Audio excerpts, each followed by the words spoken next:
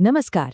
आज हम एक बड़ी ही सरल लेकिन उतनी ही गहरी कहानी सुनेंगे जिसमें ईमानदारी और अंतरात्मा का एक बहुत बड़ा सबक छिपा है। कहते हैं ना, हर कहानी कुछ न कुछ तो सिखाती ही है। और ये वाली कहानी एक बहुत ही दिलचस्प सवाल उठाती है। क्या हमारे हर काम का कोई गवाह होता है?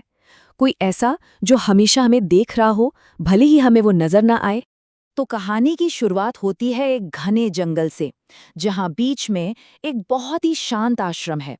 वहां एक ज्ञानी गुरु रहते थे और उनके पढ़ाने का तरीका इतना अनोखा था कि वो दूर दूर तक मशहूर थे। तो होता यूं है कि गुरुजी की यही प्रसिद्धि सुनकर दो नौजवान उनके आश्रम आ पहुंचे। दोनों ही अच्छे, संपन्न परिवारों से थे और उनके मन में गुरु से ज्ञान पाने की बहुत गहरी इच्छा थी।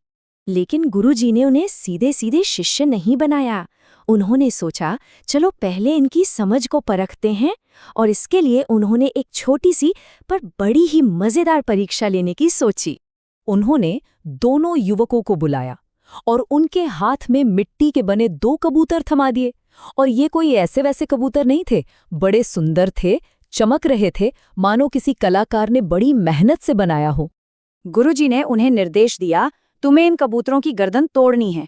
लेकिन यहाँ एक पेंच था, एक शर्त, और यही शर्त इस पूरी कहानी की जान है। उन्होंने कहा, ये काम तुम्हें ऐसी जगह करना है जहां तुम्हें कोई भी, बिल्कुल कोई भी देख ना रहा हो। अब जैसे ही गुरुजी ने ये कहा, बस यहीं से कहानी दो अलग अलग रास्तों पर चल पड़ती है, क्योंकि दोनों शिष्यों ने इस बात का मतलब बिल्कुल अलग अलग निकाला।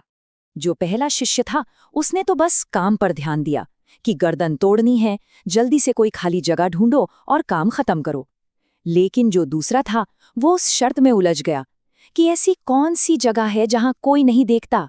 तो पहले वाले ने तो भाई जरा भी देर नहीं की, आश्रम से थोड़ा बाहर गया, एक खाली सी जगह देखी, इधर उधर नजर घुमाई, कोई नहीं, बस खटाक से कबूतर की गर्दन तोड़ी और बड़े आत्मविश्वास के साथ गुरुजी के पास लौट आया, मानो कह रहा हो, लीजिए गुरुजी, हो गया काम। चलिए, अब पहले शिष्य को तो छोड़ते हैं। कहानी का असली मजा तो दूसरे शिष्य की यात्रा में है, क्योंकि उसके लिए ये एक काम नहीं, बल्कि मन के अंदर एक जंग बन गई थी। वो बेचारा पहले तो घने जंगल में गया, सोचा यहाँ कौन देखेगा। पर जैसे ही कबूतर की गर्दन तोड़ने वाला था, देखा कि पेड़ पर एक चिड़िया बैठी उसे ही देख रही है। वो परेशान होकर झाड़ियों में छिप गया, पर वहां भी छोटे मोटे कीड़े मकोड़े भिनभिना रहे थे। हताश होकर उसने एक गड्ढा खोदा और उसमें उतर गया। पर तभी उसे ख्याल आया कि कबूतर की आंखें भी तो उसे घूर रही हैं। इस मुश्किल से निकलने के लिए उसने कबूतर को एक कपड़े से ढक दिया। पर जैसे ही उसने हाथ आगे बढ़ाया, दिमाग में एक बिजली सी कौंधी। अरे, अगर कोई नहीं देख रहा तो क्या हुआ? मेरी अपनी आंखें, वो तो मुझे ये करते हुए देख रही है, मैं खुद ही तो गवाह हूं। अब वो बिल्कुल हताश हो चुका था। उसने सोचा, चलो ये आखिरी कोशिश करता हूं, अगर मैं अपनी आंखें ही बंद कर लूं तो कोई गवाह नहीं रहेगा।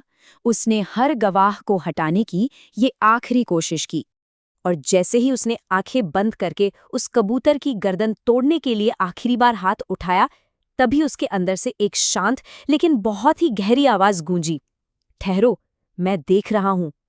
ये उसकी अंतरात्मा की आवाज थी। वो शिष्य सब समझ गया था। वो बिना तोड़े हुए कबूतर को लेकर गुरु के पास वापस लौटा, ये मानने के लिए पूरी तरह तैयार कि वो अपनी परीक्षा में असफल हो गया है। उसने गुरु से बहुत विनम्रता से कहा, गुरुजी, मैं आपकी परीक्षा पूरी नहीं कर पाया। मुझे हर जगह कोई ना कोई देख रहा था, और अंत में मुझे ये एहसास हुआ कि अगर बाहर कोई नहीं भी देख रहा तो मेरे अंदर बैठी मेरी आत्मा तो सब देख रही है।